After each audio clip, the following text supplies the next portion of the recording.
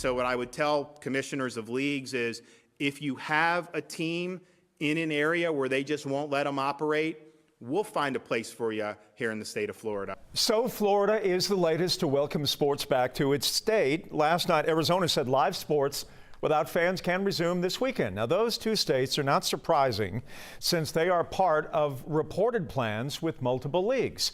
We reached out to Governor Kemp about opening the state to professional sports. We haven't heard back yet. Now, yesterday, the governor announced guidelines for opening camps this summer with some restrictions. We wondered how this might impact high school football as teams get ready for summer.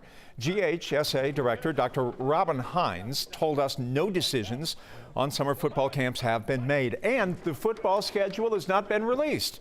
A source told 11 Alive the varsity schedules have been finalized, but it's too soon to make decisions on camps that would be on in June. In April, Governor Kemp closed all schools through the end of the school year.